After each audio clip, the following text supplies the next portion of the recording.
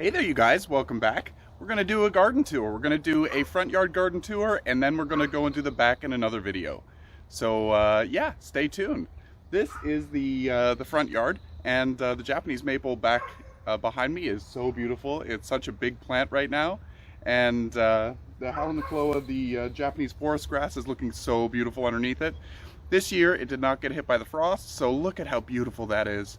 I don't know how anybody cannot have that in their garden.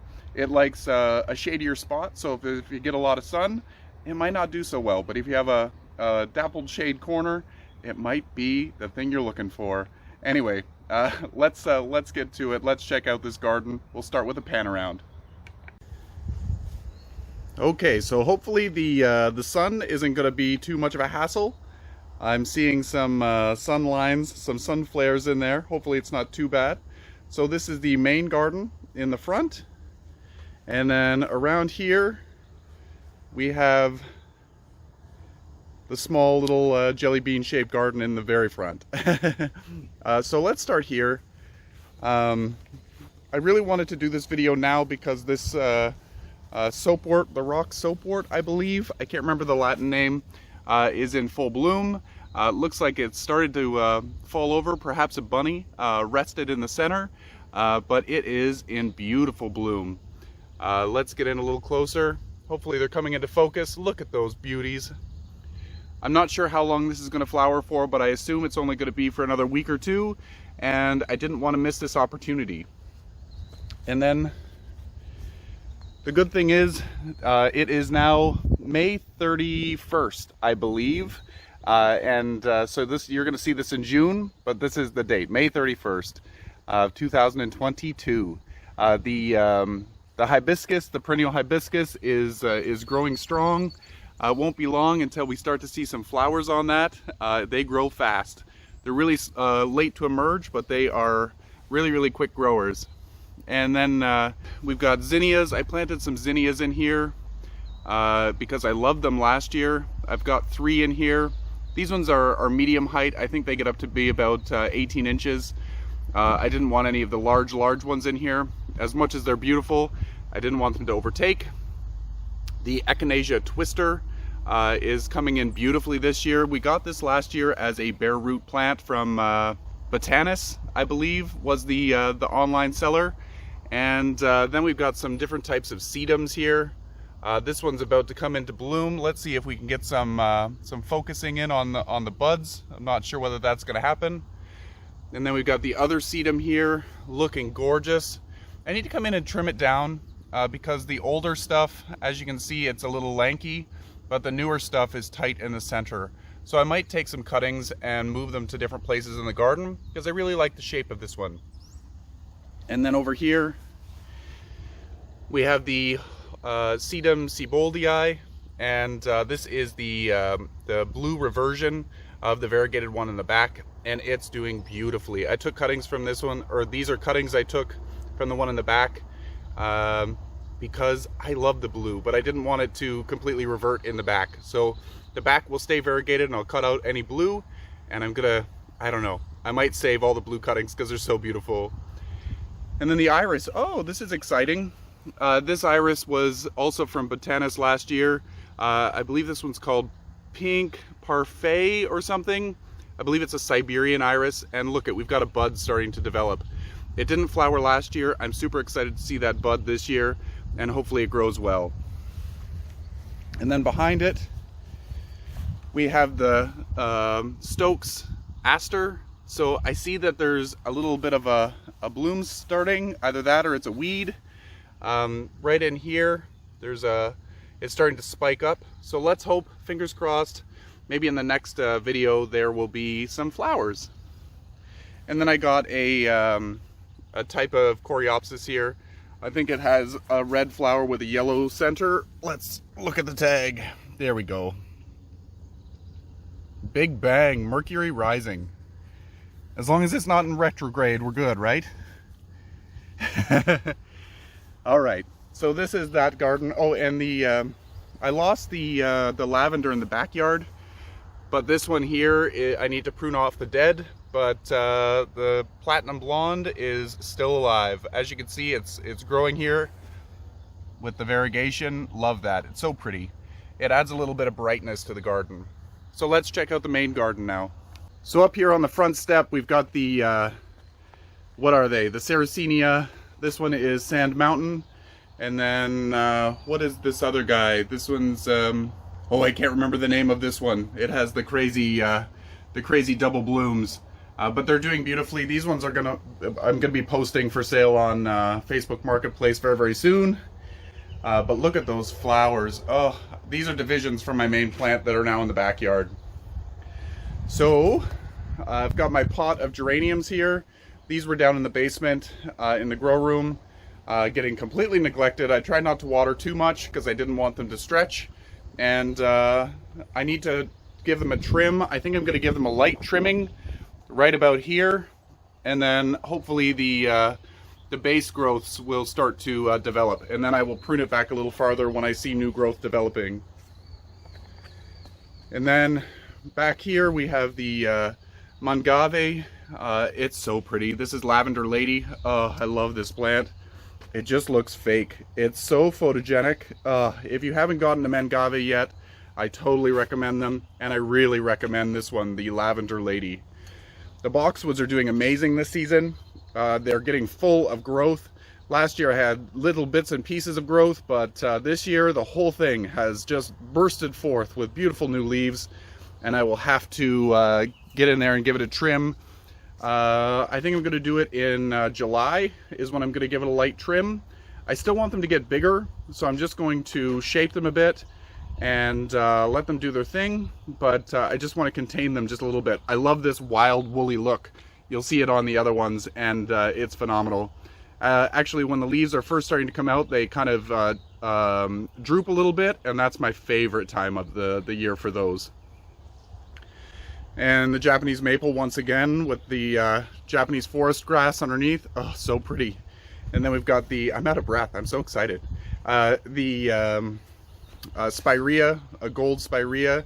I need to move this one because it does get a little bit too big for under there. Soon the Japanese maple will get up taller and it will make more sense, but right now it doesn't make a lot of sense. So anyway, this year I will also be trimming the Japanese maple up.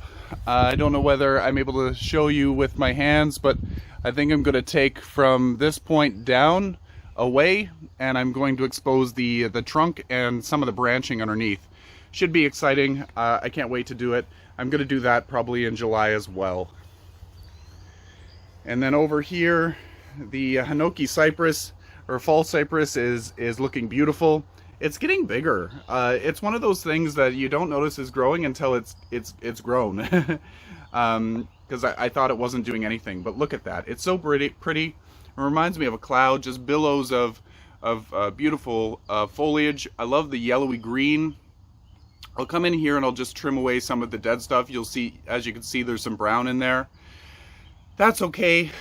And then I planted a variegated sage, because I think that they're beautiful, and I can't wait for that to get a little bit bigger.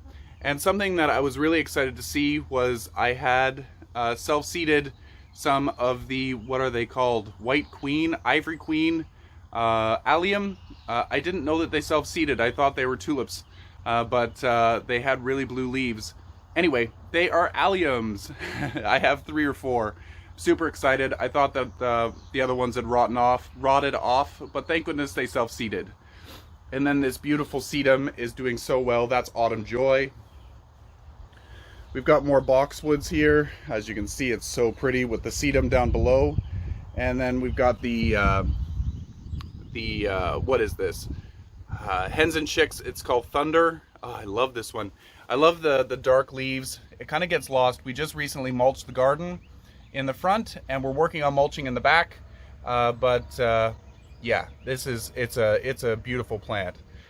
It reminds me more of an Echevera or Echevera than a Semperviven, but yeah, it's just as hardy as any Semperviven, but gives that kind of a look of a Echevera. And then this peony, it was starting to develop some buds, but it looks like the buds had blasted. So if you have any tips, it might be because it's been fertilized, because we fertilized the lawn So here might not be a good spot. I might have to move it somewhere else in the garden, away from the lawn so it doesn't get the nitrogen fertilizer, but we'll see. Also behind the peony is the yews. They're looking so nice with all their fluffy new growth. Oh, the new growth on yews, evergreens in general, is just so beautiful.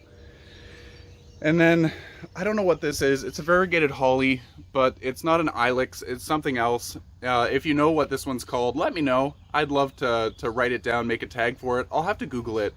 I'm sure it'll be easy enough to Google. I've seen it in the garden centers. I just have been too lazy to take a photo. Or I've taken a photo and it gets lost in my camera. And yeah. Down below, we've got the muscari. It didn't flower as well this year. I don't know. Maybe it did. I can't remember it. Everything happened so fast this year. And then behind it, we've got the balloon flower. It's doing beautiful. The clump is getting so much bigger. It's amazing. And then the gentian is doing really, really well. It's finishing blooming. I'll put a photo up of what it looked like earlier when these blooms were not spent. I'm going to come out this weekend and trim off all of those dead flowers or closed up flowers. I don't want it to set seed. Not that they're invasive, I just want to clean up the plant. Looks like the hardy geranium, the cranesbill, is starting to flower. It's a nice little clump this time of year. It's going to get a little overrun soon, and I'll have to keep trimming it back. But look at it. It's so pretty when it's first starting to bloom. Let's get in closer on one of these blooms. Hopefully it comes into focus. Oh, it's so pretty. And the turtle head back in the back is looking so nice. Can't wait for that to bloom. The clump is finally starting to get to be a nice size. And then this is a new purchase here. This lily, it didn't have a tag, but I'm looking for Lilium canadensis, and I'm hoping that this is a Lilium canadensis. Not sure. The whorls of leaves tell me yes. If you know your lilies, let me know. But the canadensis has such a beautiful nodding off flower, and I can't wait to see. Either way, this has beautiful foliage, and I can't wait to see what the blooms look like. I put it on this stake because we get a lot of wind, and I didn't want them to break. And then we got this cute little, I believe it's a salvia. It has red flowers. I need to cut off that spent flower head, but I can't wait for that to grow up nice. It had such nice yellowy green foliage, and then the red flowers just really stood out. And then over here we have the dogwood. I didn't think it was going to flower. It's doing so much better than it has in the past. I think it's just found its legs, and we just need to keep it watered. And that's why, another reason why we mulch in this garden, to keep the moisture in the summertime, because it's clay. We've amended the soil, but the roots can only go down so far into loamy, fresh soil. So we've mulched to keep that loamy, fresh soil a little bit more moist in the summertime, because the clay dries out so quick. Anyway, look at those blooms.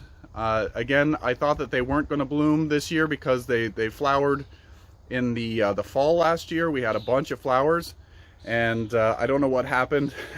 We must have had a cold snap and then a warm snap. I don't know. But anyway, it's looking beautiful. They're getting bigger, and soon they're going to turn pink, and it's going to be glorious. So that is the dogwood, flowering dogwood. I can't remember whether this is stellar pink or just a kusa. I'm not sure. And then at the side of the house here, I just brought out the plumerias. We'll go down here quickly. I planted some tomatoes. I can't remember what kind they are. I think there's a Better Boy is the first one. Not sure what the second one is. And the third one is a Roma. They're probably a little close together. And off to the side here on this trellis, it looks like a mess because it is. I wasn't able to find black-eyed Susan vine in small pots, so I ended up buying a larger planter, a hanging basket, and I broke it apart. And in breaking it apart, I ended up breaking a lot of the vines. So that's what you see here. It won't take it long to adjust and start to put out new growth and fill this trellis. But I love the flowers. We wanted to try something different for this planter and the trellis. Yeah, I planted some seeds for some mixed color one as well. I finally found some seeds. None of them have sprouted as of yet, but hopefully we get some whites with the yellows or with the black center, and some yellows with the black center, and not just the beautiful orange. If it's just orange, I'm okay with that. And we've got our water bucket to use some rainwater. Through here, this all looks like grass. Some of it might be grass, but the majority of it is garlic seedlings. I've got so much garlic here, I need to harvest it soon enough. Give it a few months, wait for the scapes to start. I'll remove the scapes, and then we'll see what happens. But tons and tons of garlic. And I can't remember what this one is. I think this one is a, what is it? Autumn frost squash. Starting to grow here. These were my dahlias last year that I didn't dig up. I was getting tired of them. And I brought the plumerias out yesterday. I think it was yesterday. I need to give them another drink. They're working on rehydrating.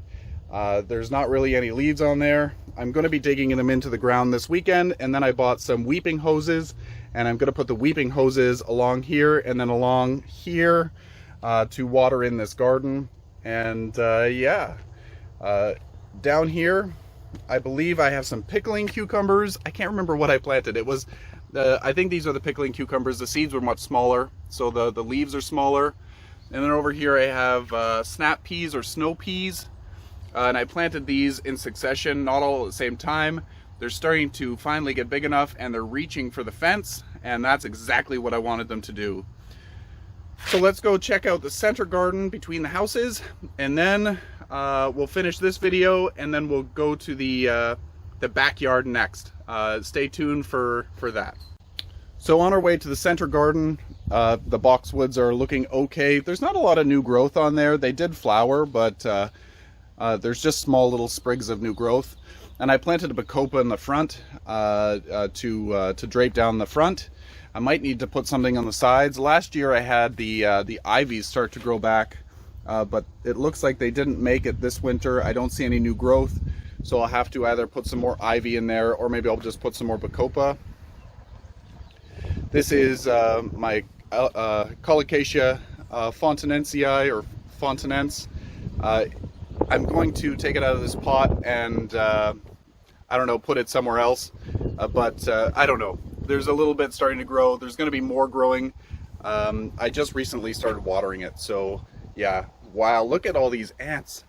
This is going to be a trigger for some people. Oh my gosh, I don't know where they're all coming from. This year has been an ant season for us. And then we've got this banana. It's really slow to go. We've got one leaf. I don't think we have another leaf starting just yet. I don't know what you're able to see there. There's nothing growing there yet. I'm waiting for a new leaf, but I found these beautiful, I believe these are calabricoas, or they might be a supertunia. Either way, they're a self-cleaning petunia type flower. I think they're calabricoa, but the flowers are a little bit bigger. It might be a cross between a petunia and a calabricoa, not sure. And then we've got this beautiful Tradescantia Nanook. I'm not sure if I'm saying it right, but beautiful Tradescantia nonetheless. And then the other planter is the same with the boxwood. And then we've got the central garden. The hydrangeas are looking beautiful. They're growing really well. This creeping Jenny is looking beautiful as well. I'm going to take some of it and put it in my my boxwood pot in the back as a little bit of a ground cover. Yeah, looks like the hydrangeas are starting to produce their, not this one yet, well maybe, I'm not sure what you're able to see with the sun glare, but it looks like they're just starting to develop their buds. They're still very, very small, but they're coming. And then in here, I wanted to incorporate a few more perennials into this garden. So I went with Echinacea Cheyenne, I believe, or Cayenne. I'm not sure whether it's the pepper or, anyway, it's the one that has pinks and reds and oranges in a mix. So yeah, very excited for that. And then I planted some zinnias around it. And then we've got the bandwidth grass, which is like the zebra grass but stays smaller. And then we've got a type of salvia with yellow leaves, and I believe it has red flowers, and more zinnias. And this peony is going to come out soon. I can't wait to see it. Oh, it's so beautiful. This is one of my favorite. It's a semi-double, so you can see the yellow center. It's so beautiful. And then another salvia, and then another bandwidth, and so on and so forth. And around the edge of the garden is ageratum. It's a lovely one. So yeah, that is this garden. And before we end this video, let's check out the garden by the air conditioner.